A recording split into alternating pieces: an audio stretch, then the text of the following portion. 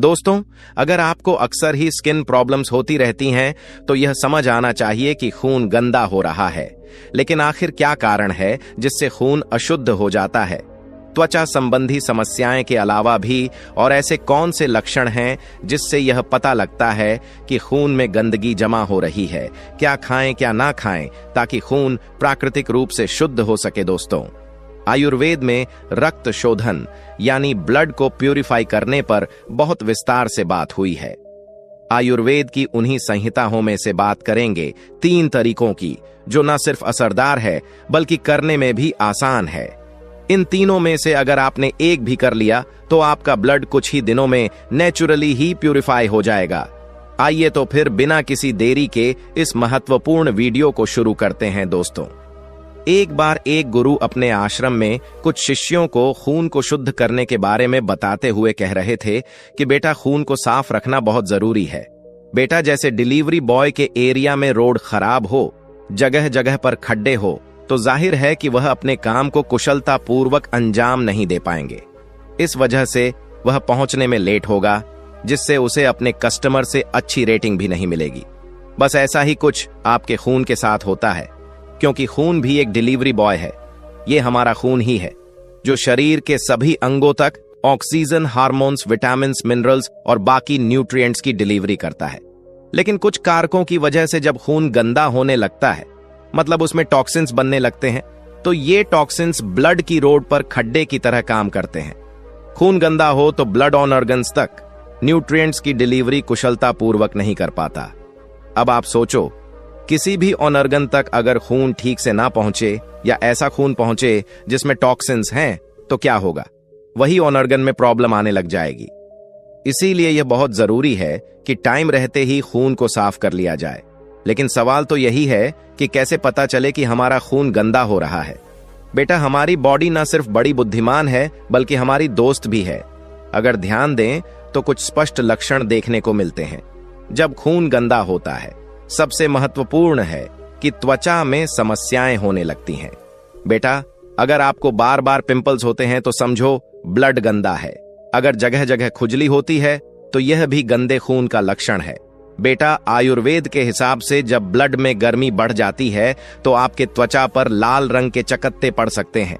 Allergy हो सकती है। मूल रूप से कोई भी त्वचा में समस्याएं हो और कुछ हो ना हो, खून में गंदगी होगी ही।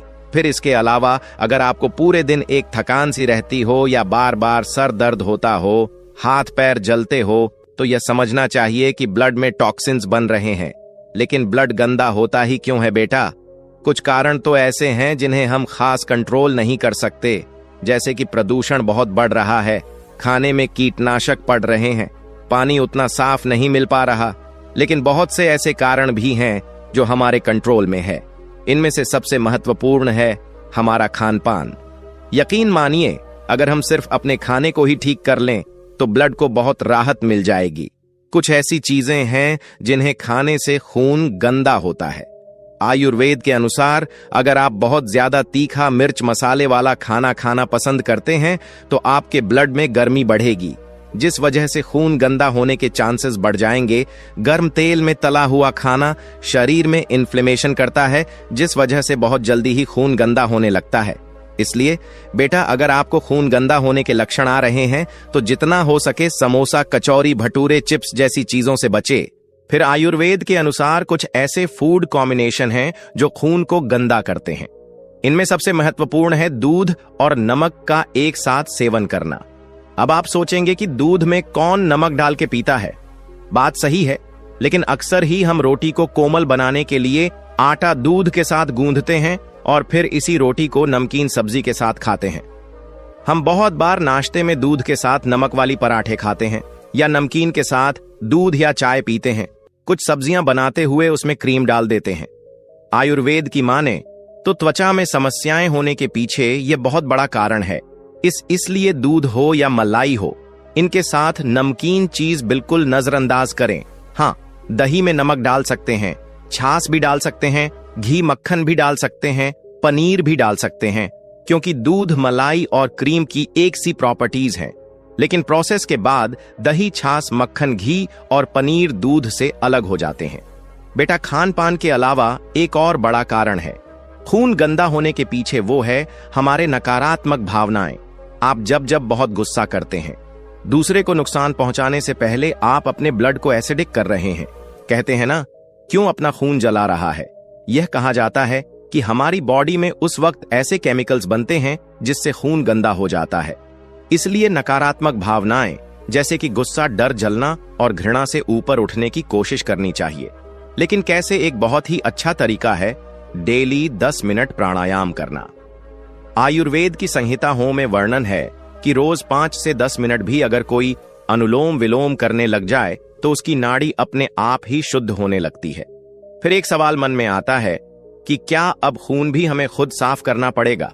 हमारी बॉडी, जिसे हम इतना बुद्धिमान मानते हैं, तो क्या यह ब्लड को शुद्ध नहीं करती? बिल्कुल करती है। वास्तव में बेटा, हमारे शरीर में 2 ऐसे ऑर्गन्स हैं जिनकी जिम्मेदारी है ब्लड को साफ रखने की। पहला है लिवर और दूसरी है किडनीज।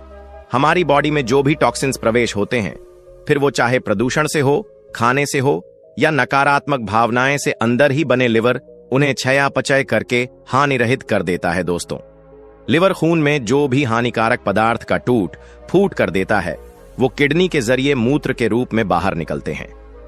हमारी किडनीज हर मिनट लगभग आधा कप खून को फिल्टर करने की क्षमता रखती है।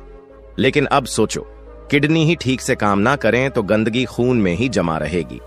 बेटा, आयुर्वेद के हिसाब से तो यह भी कहा जाता है कि जो लोग बहुत ज्यादा मांसाहारी भोजन खाते हैं या प्रोटीन पाउडर्स लेते हैं, उनकी किडनी जल्दी खराब होने लगती है।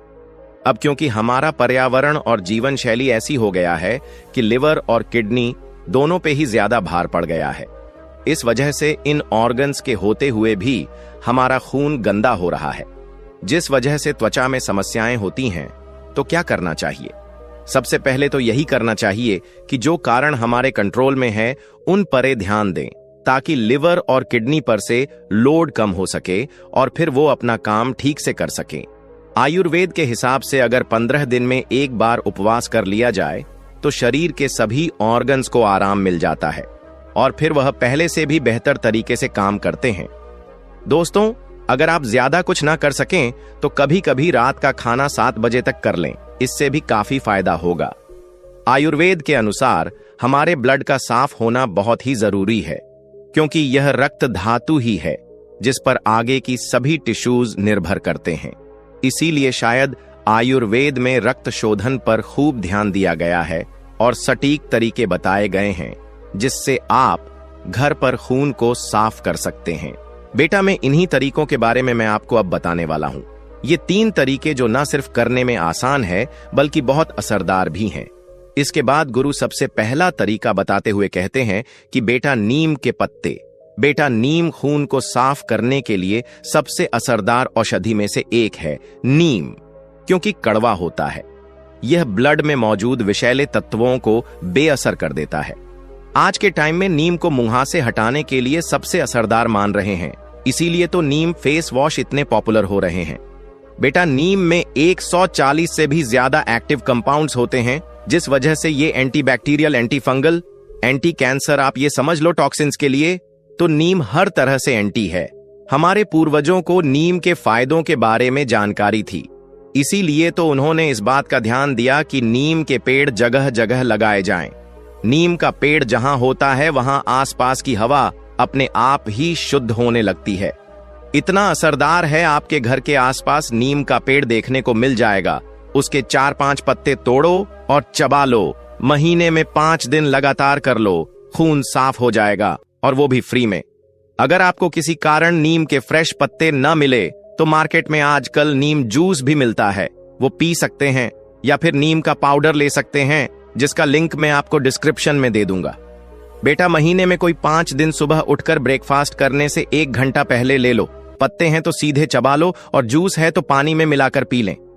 आप हैरान रह जाएंगे, इतना फायदा होगा। वास्तव में नीम एक रक्त शोधक है, इसीलिए तो मार्केट में कोई भी खून साफ करने वाला सिरप ले लो, उसमें नीम होगा ही। रक्त शुद्ध करने वाले सिरप की बात आई है तो यहां शायद आप सोच रहे होंगे कि साफी मार्केट में मिलता है क्या? यह सही है। अगर आप साफी की सामग्री को देखें तो यह एक यूनानी पद्धति का फार्मूला है। इसमें नीम के साथ साथ शीशम, चंदन और गुलाब जैसे 25 से भी ज्यादा जड़ी बूटी डाली हुए हैं।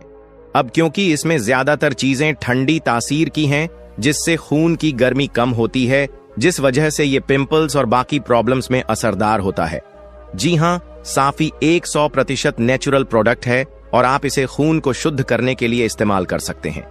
इसका पूरा फायदा लेने के लिए साफी के 2 बड़े चम्मच पानी में मिलाकर नाश्ता से 1 घंटे पहले पी सकते हैं। बेटा, इसे आप 1 महीना लगातार लें और फिर कुछ दिन बंद कर दें।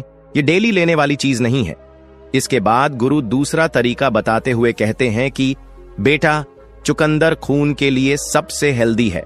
बेटा, चुकंदर में नाइट्रेट्स होते हैं जो हमारे खून की नाड़ियों में टॉक्सिन्स को खत्म करते हैं।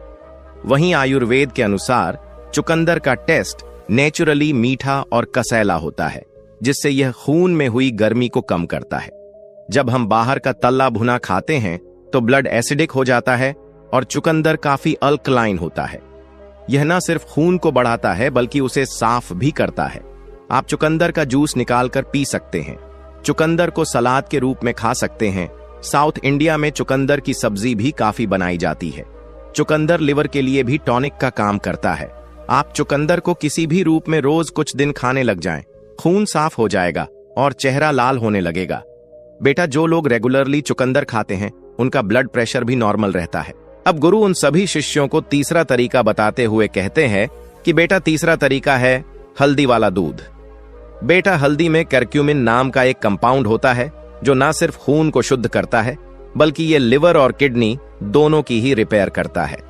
और यह तो आप जानते ही हैं कि अगर आपका लिवर और किडनी सही काम कर रहे हैं तो आपको खून साफ करने के लिए ज्यादा परेशान होने की जरूरत नहीं होगी। हल्दी में ना सिर्फ एंटीऑक्सीडेंट की मात्रा ज्यादा है बल्कि ये एंटीमाइक्रोबियल्स भी होती है, जिस वजह से ये खून में टॉक्सिन को खत्म कर देती है।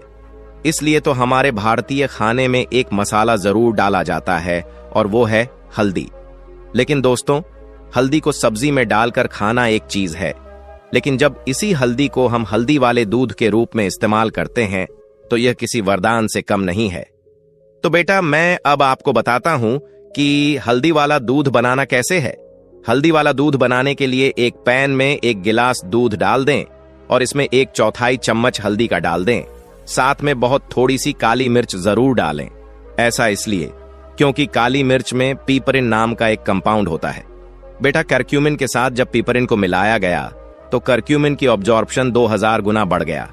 तो सोचो बेटा, अगर आप हल्दी वाला दूध पिए बिना काली मिर्च के तो उतना फायदा नहीं होगा। बस दूध में जैसे ही उबाला आ जाए गैस बंद कर दो। आप चाहो तो इसमें धागे वाली मिश्री का पाउडर से मीठा करके पी सकते हो, लेकिन आपको चीनी नहीं डालनी है। उससे बढ़िया तो फीका ही पी लो बेटा। हल्दी वाला दूध पीने का सबसे बढ़िया टाइम है सोने से आधा घंटा पहले लगातार 15 दिन पी लो। खून साफ हो जाएगा बेटा। खून को साफ करने के लिए यह 3 तरीके न सिर्फ असरदार हैं बल्कि यह करने में भी आसान है। आप चाहें तो तीनों तरीकों को एक साथ आजमा लें। जैसे सुबह खाली पेट 4-5 पत्ते नीम के चबा लिए, दोपहर में खाने से पहले चुकंदर का सलाद, नींबू वगैरह निचोड़ कर खा लिया और रात को सोने से पहले हल्दी वाला दूध पी लिया। या आप इनमें से कोई एक भी कर सकते हैं। तो दोस्तों, उम्मीद करता हूं आपको इस वीडियो से जरूर बहुत कुछ सीखने को मिला होगा। ये वीडियो आपको कैसी लगी हमें कमेंट बॉक्स में कमेंट करके जरूर बताएं और इस वीडियो को लाइक भी जरूर करें और साथ ही इस वीडियो को अपने दोस्तों के साथ जरूर शेयर करें। दोस्तों, जरा एक पल रुकिए, अपने दिल की धड़कन सुनिए, अपने शरीर की आवाज सुनिए। क्या वो आपको कुछ कह रहा है? क्या हर सुबह जब आप बिस्तर से उठते हैं तो वो ताकत, वो ताजगी महसूस होती है जो पहले आपकी जिंदगी का हिस्सा थी? या फिर थकान, बेचैनी और बार बार बढ़ता ब्लड शुगर आपकी जिंदगी को भारी बना रहा है? अगर आप डायबिटीज से जूझ रहे हैं या आपके परिवार में कोई इस चुनौती का सामना कर रहा है तो ये वीडियो आपके लिए है। आज हम आपको 3 ऐसी साधारण चीजों के बारे में बताने जा रहे हैं जो आपके घर में, आपके किचन में या आपके आसपास मौजूद हैं। ये चीजें न सिर्फ आपके ब्लड शुगर को कंट्रोल करेंगी बल्कि आपकी सेहत को एक नया जीवन देंगी। और हाँ दोस्तों, अगर आपको डायबिटीज नहीं भी है तो भी ये वीडियो आपके लिए उतना ही जरूरी है, क्योंकि सेहत का मतलब सिर्फ बीमारी से बचना नहीं बल्कि हर दिन तरोताजा और खुश रहना है। आज हम जिन चीजों की बात करेंगे वो आपकी डाइट में शामिल करना इतना आसान है कि आप इन्हें आज से ही शुरू कर सकते हैं। लेकिन एक बात, इन चीजों को सही समय और सही तरीके से खाना बहुत जरूरी है। गलत वक्त पर खाएं तो फायदा कम हो सकता है।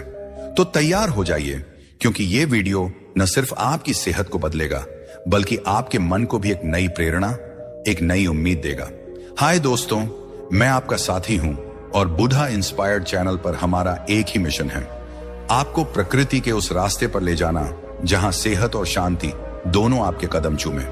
पिछले कई सालों से हम लाखों लोगों को हेल्दी और खुशहाल जिंदगी जीने के लिए प्रेरित कर रहे हैं और आज का वीडियो भी उसी मिशन का हिस्सा है।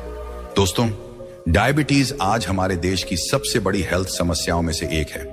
भारत को दुनिया का डायबिटीज कैपिटल कहा जाता है। यहां हर 10 में से एक इंसान इस बीमारी से जूझ रहा है। लोग तरह तरह की सलाह देते हैं, मीठा छोड़ दो, चावल मत खाओ, आलू से दूर रहो।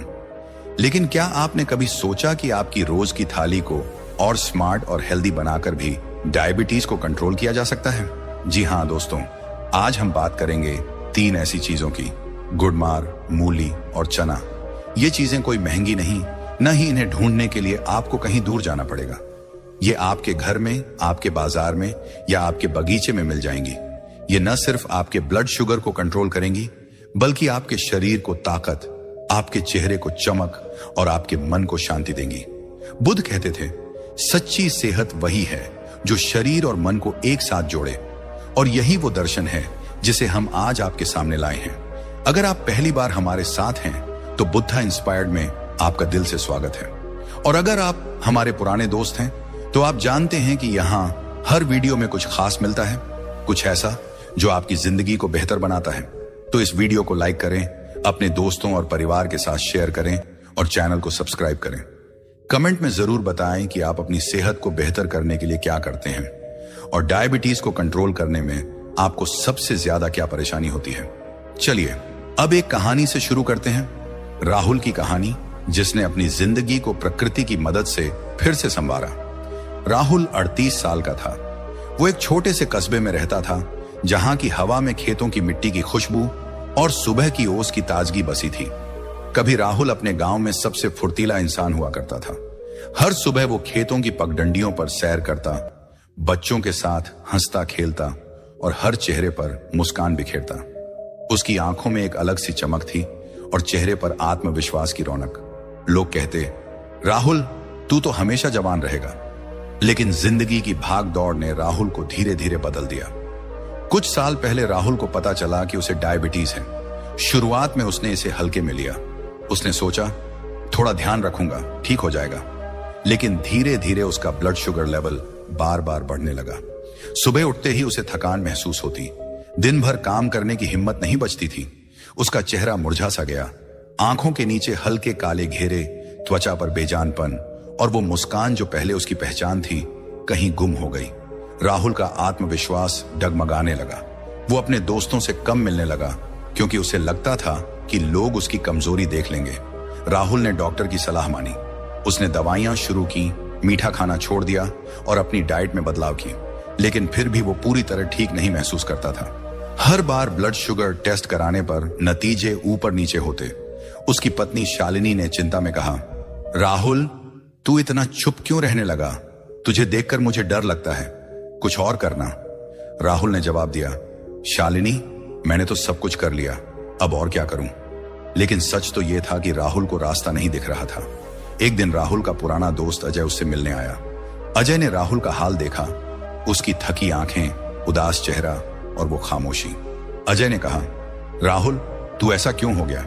चल मेरे साथ। मैंने सुना है कि पास के बौद्ध आश्रम में एक गुरु रहते हैं, वो सेहत और मन की हर परेशानी का हल बताते हैं। राहुल को पहले यकीन नहीं हुआ। उसने सोचा, डायबिटीज का इलाज तो डॉक्टर के पास है, आश्रम में क्या रखा है? लेकिन अजय के बार बार कहने पर वो मान गया। उसने सोचा, शायद कुछ नया सीखने को मिले, कोशिश करने में क्या हर्ज है। अगली सुबह राहुल अजय के साथ आश्रम पहुंचा। जैसे ही वो वहां की सीमा में दाखिल हुआ, उसे एक अजीब सी शांति महसूस हुई। चारों तरफ हरे भरे पेड़ थे, जिनकी पत्तियों से सुबह की ओस टपक रही थी। हवा में फूलों की हल्की खुशबू थी और कहीं दूर से पक्षियों की आवाज आ रही थी। आश्रम का माहौल इतना सुकून भरा था कि राहुल का मन अपने आप हल्का हो गया। उसे लगा जैसे वो कई सालों बाद सचमुच खुलकर सांस ले रहा हो। आश्रम के बीच में एक पुराना बरगद का पेड़ था। उसके नीचे एक सादी चटाई पर गुरु बैठे थे। उनके चेहरे पर ऐसी शांति थी जैसे वो दुनिया की हर परेशानी का जवाब जानते हों। उनकी आंखों में करुणा थी और होंठों पर हल्की मुस्कान। राहुल उनके सामने बैठा और अपनी बात बताने लगा। उसकी आवाज में उदासी थी। गुरुजी, मुझे डायबिटीज है। मैं दवाइयां लेता हूं, डाइट का ध्यान रखता हूं, लेकिन फिर भी मेरा ब्लड शुगर कंट्रोल नहीं होता। मैं हर वक्त थका रहता हूं। मेरी जिंदगी में वो ताजगी नहीं रही। मैं समझ नहीं पा रहा कि अब क्या करूं। गुरु ने राहुल की बातें बड़े ध्यान से सुनी। फिर उन्होंने गहरी सांस ली और कहा, राहुल, डायबिटीज सिर्फ तुम्हारे शरीर की बीमारी नहीं है, ये तुम्हारी जिंदगी का असंतुलन है। तुम्हारा शरीर, तुम्हारा मन और तुम्हारी दिनचर्या, ये सब एक दूसरे से जुड़े हैं। दवाइयां अपनी जगह जरूरी हैं, लेकिन प्रकृति के पास भी जवाब है। बुद्ध कहते थे, सच्ची सेहत वही है जो भीतर से खिले। मैं तुम्हें 3 चीजें बताऊंगा जो तुम्हारे घर में हैं। इन्हें अपनी डाइट में शामिल करो। ये न सिर्फ तुम्हारे ब्लड शुगर को कंट्रोल करेंगी, बल्कि तुम्हारे मन को भी शांति देंगी। राहुल की आंखों में एक नई चमक आई। उसका मन हल्का हो गया, जैसे उसे कोई खजाना मिलने वाला हो। उसने उत्साह से कहा, गुरुजी, वो चीजें क्या हैं? मुझे बताइए। गुरु ने उनकी उत्सुकता देखी। उनकी आंखों में करुणा थी और चेहरे पर वही शांत मुस्कान। उन्होंने कहा, चलो राहुल, पहली चीज से शुरू करते हैं। पहली चीज है गुडमार। गुरु ने कहा, राहुल, ये एक जड़ी बूटी है जिसे आयुर्वेद में शुगर का नाशक कहते हैं। इसका नाम ही बताता है, ये मीठे की तलब को कम करती है और तुम्हारे शरीर को शुगर से लड़ने की ताकत देती है। गुडमार का हर पत्ता प्रकृति का तोहफा है। ये तुम्हारे शरीर में शुगर को सोखने की प्रक्रिया को धीमा करता है ताकि तुम्हारा ब्लड शुगर अचानक न बढ़े। लेकिन यह सिर्फ इतना ही नहीं करता। गुडमार इंसुलिन की संवेदनशीलता को बढ़ाता है। इसका मतलब है कि तुम्हारा शरीर इंसुलिन को बेहतर तरीके से इस्तेमाल करता है और ब्लड शुगर कंट्रोल में रहता है। राहुल, डायबिटीज सिर्फ खाने की बात नहीं, यह तुम्हारे शरीर के सिस्टम की बात है। जब तुम्हारा शरीर संतुलन में होता है तो डायबिटीज की आधी जंग अपने आप जीत जाती है। गुडमार उस संतुलन को लाने में मदद करता है। लेकिन इसके फायदे यहीं खत्म नहीं होते। गुडमार तुम्हारे पेट को साफ रखता है। जब तुम्हारा पाचन ठीक होता है तो तुम्हारा शरीर हल्का महसूस करता है। कब्ज, गैस और पेट की दूसरी दिक्कतें डायबिटीज को और बुरा बनाती हैं, लेकिन गुडमार इन समस्याओं को जड़ से कम करता है। यह तुम्हारी भूख को भी संतुलित रखता है। बहुत से लोग डायबिटीज में ज्यादा खा लेते हैं क्योंकि उन्हें बार बार भूख लगती है। गुडमार उस भूख को कंट्रोल करता है ताकि तुम सिर्फ उतना खाओ जितना तुम्हारे शरीर को चाहिए। राहुल, ये जड़ी बूटी तुम्हारे मन को भी शांत करती है। तनाव डायबिटीज का सबसे बड़ा दुश्मन है। जब तुम तनाव में होते हो तो तुम्हारा ब्लड शुगर बेकाबू हो जाता है। गुडमार तनाव को कम करता है और तुम्हारे मन को सुकून देता है। बुद्ध कहते थे, प्रकृति में हर सवाल का जवाब है, बशर्ते तुम उसे ढूंढो। गुडमार उस जवाब का एक छोटा सा हिस्सा है जो तुम्हारी सेहत को फिर से जगा सकता है। अब सवाल यह है कि गुडमार को इस्तेमाल कैसे करना है। यह बहुत आसान है।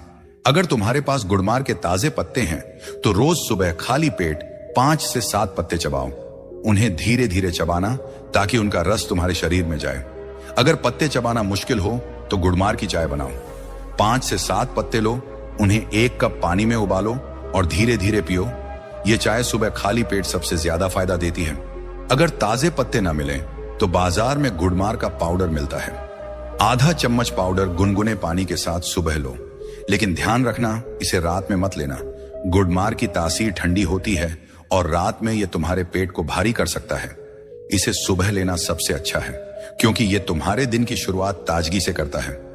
अगर तुम इसे रोज लो तो कुछ ही हफ्तों में तुम्हें फर्क दिखेगा। तुम्हारा ब्लड शुगर धीरे धीरे कंट्रोल होने लगेगा, तुम्हारी थकान कम होगी और तुम्हारा चेहरा फिर से चमकने लगेगा। राहुल, एक बात और, गुडमार लेते वक्त धैर्य रखना। प्रकृति का इलाज धीरे धीरे काम करता है, लेकिन इसका असर गहरा होता है। बुद्ध कहते थे, जो जल्दबाजी करता है वो फल से पहले पेड़ काट देता है। तुम्हारा शरीर एक पेड़ है, उसे पोषण दो, समय दो और वो फिर से फलेगा फूलेगा। राहुल ने गुरु की बातें सुनी। उसका मन हल्का हो गया। उसे लगा कि शायद ये वो रास्ता है जिसे वो ढूंढ रहा था। उसने पूछा, गुरुजी, दूसरी चीज क्या है? गुरु ने मुस्कुराकर कहा, धैर्य रख राहुल, अगली चीज और भी खास है। राहुल आश्रम में गुरु के सामने बैठा था। उनके शब्द उसके मन में गूंज रहे थे। गुड़मार की बात सुनकर उसे एक नई उम्मीद जगी थी। उसने पहली बार महसूस किया कि शायद उसकी जिंदगी फिर से पटरी पर आ सकती है, लेकिन वो जानता था कि यह सिर्फ शुरुआत है। डायबिटीज जैसी चुनौती को कंट्रोल करने के लिए एक चीज काफी नहीं, उसे और सीखना था और वो तैयार था। उसकी आंखों में उत्सुकता थी और मन में एक नया जोश। उसने गुरु से पूछा, गुरुजी, दूसरी चीज क्या है, मुझे और बताइए। गुरु ने राहुल की उत्साह भरी आंखें देखी। उनकी मुस्कान और गहरी हो गई। उन्होंने कहा, राहुल, तुम्हारा जोश मुझे खुशी देता है। जो इंसान सीखने को तैयार है वो हर मुश्किल को हरा सकता है, लेकिन याद रख, प्रकृति का रास्ता धीमा होता है। ये जादू की गोली नहीं बल्कि एक यात्रा है। बुद्ध कहते थे, हर कदम में धैर्य रखो, क्योंकि असली बदलाव वक्त के साथ आता है। चलो अब दूसरी चीज की बात करते हैं। राहुल ने ध्यान से सुना। आश्रम की शांति उसके मन को और गहरा कर रही थी। बाहर पेड़ों की पत्तियां हल्की हवा में हिल रही थीं और सूरज की किरणें बरगद के पत्तों से छनकर गुरु के चेहरे पर पड़ रही थीं। उस पल में राहुल को लगा कि वो किसी खास जगह पर है जहां हर सवाल का जवाब मिल सकता है। गुरु ने अपनी बात शुरू की और उनकी आवाज में एक अजीब सा सुकून था। दूसरी चीज है मूली, गुरु बोले। राहुल, ये वो साधारण सी सब्जी है जो तुमने अपने घर की थाली में कई बार देखी होगी। सलाद में कटी हुई मूली या सर्दियों में मूली का पराठा, ये सब तो तुम्हारी जिंदगी का हिस्सा रहा है ना? लेकिन आज मैं तुम्हें बताऊंगा कि ये साधारण सी मूली डायबिटीज के लिए कितनी खास है। ये कोई आम सब्जी नहीं, ये प्रकृति का वो तोहफा है जो तुम्हारे शरीर को अंदर से ठीक करता है। मूली में फाइबर होता है और फाइबर डायबिटीज के लिए सबसे बड़ा हथियार है। जब तुम खाना खाते हो तो तुम्हारा शरीर उसे शुगर में तोड़ता है, लेकिन अगर उस शुगर को जल्दी जल्दी खून में मिलने दिया जाए तो तुम्हारा ब्लड शुगर लेवल अचानक बढ़ जाता है। मूली का फाइबर उस प्रक्रिया को धीमा कर देता है। यह खाने को धीरे धीरे पचाने में मदद करता है ताकि तुम्हारा ब्लड शुगर स्थिर रहे। राहुल, डायबिटीज को कंट्रोल करने का मतलब है अपने शरीर को संतुलन देना, और मूली उस संतुलन का एक अहम हिस्सा है। लेकिन मूली सिर्फ फाइबर की बात नहीं, इसके अंदर ऐसे खास तत्व हैं जो तुम्हारे इंसुलिन को बेहतर बनाते हैं। डायबिटीज में तुम्हारा शरीर इंसुलिन को सही से इस्तेमाल नहीं कर पाता, लेकिन मूली इंसुलिन की संवेदनशीलता को बढ़ाती है, यानी तुम्हारा शरीर उसका ज्यादा फायदा उठा पाता है। जब इंसुलिन सही काम करता है तो तुम्हारा ब्लड शुगर अपने आप कंट्रोल में रहता है। यह छोटा सा बदलाव तुम्हारी जिंदगी में बड़ा फर्क ला सकता है। राहुल, अब मैं तुम्हें मूली का एक और कमाल बताता हूं। यह तुम्हारे पाचन को सुधारती है। डायबिटीज में पाचन का बहुत बड़ा रोल है। अगर तुम्हारा पेट साफ नहीं, कब्ज रहता है या पाचन भारी रहता है तो तुम्हारा ब्लड शुगर और बेकाबू हो जाता है। मूली तुम्हारे पेट को हल्का रखती है, यह कब्ज को दूर करती है, पेट की गंदगी को निकालती है और तुम्हारे लिवर को साफ रखती है। जब तुम्हारा लिवर और पेट ठीक काम करते हैं तो तुम्हारा शरीर डायबिटीज से लड़ने के लिए ज्यादा तैयार रहता है। और ये फायदे यहीं खत्म नहीं होते। मूली तुम्हारे दिल की सेहत के लिए भी कमाल है। डायबिटीज में दिल की बीमारियों का खतरा बढ़ जाता है, लेकिन मूली खराब कोलेस्ट्रॉल को कम करती है, खून को साफ रखती है और तुम्हारे दिल को ताकत देती है। राहुल, ये छोटी सी सब्जी तुम्हारी त्वचा को भी निखारती है। जब तुम्हारा शरीर अंदर से साफ होता है तो तुम्हारा चेहरा अपने आप चमकने लगता है। बुद्ध कहते थे, सादगी में सबसे बड़ी ताकत छिपी है। मूली उस सादगी का प्रतीक है। अब सवाल यह है कि मूली को अपनी डाइट में कैसे शामिल करना है। यह इतना आसान है कि तुम आज से ही शुरू कर सकते हो। सबसे अच्छा तरीका है मूली का सलाद। रोज दोपहर के खाने में एक छोटी मूली लो, उसे अच्छे से धो लो, छील लो और पतले पतले टुकड़ों में काट लो। उसमें थोड़ा सा नींबू का रस और एक चुटकी नमक डालो। बस तुम्हारा सलाद तैयार है। यह सलाद न सिर्फ स्वादिष्ट है बल्कि तुम्हारे ब्लड शुगर को कंट्रोल करने में भी मदद करेगा। अगर तुम सलाद नहीं खाना चाहते तो मूली की सब्जी बनाओ। हफ्ते में 2-3 बार मूली की सादी सब्जी बनाकर खाओ। इसे हल्के मसालों में पकाओ, ज्यादा तेल या मसाले मत डालो, क्योंकि डायबिटीज में हल्का खाना ज्यादा फायदा देता है। तुम मूली को अपने पराठे में भी डाल सकते हो। सर्दियों में मूली का पराठा तो हर घर में बनता है। बस इसे बनाने के लिए मूली को अच्छे से कद्दूकस कर लो, उसका पानी निचोड़ लो और हल्के मसाले डालकर पराठा बनाओ। यह स्वाद में लाजवाब होगा और तुम्हारी सेहत के लिए भी कमाल। एक और तरीका है मूली का जूस। अगर तुम सुबह कुछ हल्का और ताजा चाहते हो तो आधी मूली लो, उसे छोटे टुकड़ों में काटो और ब्लेंडर में थोड़े से पानी के साथ ब्लेंड कर लो। इसमें थोड़ा सा नींबू का रस मिलाओ ताकि स्वाद अच्छा हो। यह जूस सुबह खाली पेट पीने से तुम्हारा पाचन सही रहेगा और ब्लड शुगर कंट्रोल में मदद मिलेगी। लेकिन ध्यान रखना, जूस ज्यादा मत पियो, आधा गिलास काफी है। राहुल, एक बात का ध्यान रखना, मूली को रात में कम खाना। इसकी तासीर ठंडी होती है और रात में यह तुम्हारे पेट को भारी कर सकती है। इसे सुबह या दोपहर में खाना सबसे अच्छा है। खासकर दोपहर के खाने में मूली का सलाद या सब्जी तुम्हारे शरीर को दिन भर ताकत देगी। और हाँ, मूली को हमेशा ताजा खाओ, बासी मूली के फायदे कम हो जाते हैं। अगर तुम मूली को अपनी डाइट में नियमित शामिल करो तो कुछ ही हफ्तों में तुम्हें फर्क दिखेगा। तुम्हारा ब्लड शुगर धीरे धीरे स्थिर होने लगेगा, तुम्हारी थकान कम होगी और तुम्हारा शरीर हल्का महसूस करेगा। तुम्हारा चेहरा भी चमकने लगेगा, क्योंकि जब शरीर अंदर से साफ होता है तो बाहर की रौनक अपने आप बढ़ जाती है। राहुल, मूली की खासियत यह है कि यह सस्ती है, आसानी से मिलती है और इसे खाने में कोई मेहनत नहीं, लेकिन इसका असर गहरा है। बुद्ध कहते थे, जो सादगी में जीता है वो सबसे ज्यादा जीतता है। मूली उस सादगी का सबूत है। इसे अपनाओ और देखो कैसे तुम्हारा शरीर तुम्हें धन्यवाद देता है। राहुल ने गुरु की बातें सुनी। उसे याद आया कि उसकी मां बचपन में सर्दियों में मूली का सलाद बनाया करती थी। वो स्वाद, वो ताजगी, उसने सोचा, कितना आसान है ये, मैं इसे तो आज से ही शुरू कर सकता हूं। उसका मन और हल्का हो गया। उसने गुरु से पूछा, गुरुजी, तीसरी चीज क्या है? गुरु ने हल्के से सिर हिलाया और बोले, राहुल, हर चीज का समय होता है। अभी मूली को अपनाओ, फिर हम तीसरी चीज की बात करेंगे। दोस्तों, अब थोड़ा और गहराई में चलते हैं। मूली सिर्फ डायबिटीज के लिए ही नहीं, बल्कि तुम्हारी पूरी सेहत के लिए एक खजाना है। आइए इसके फायदों को और करीब से समझते हैं।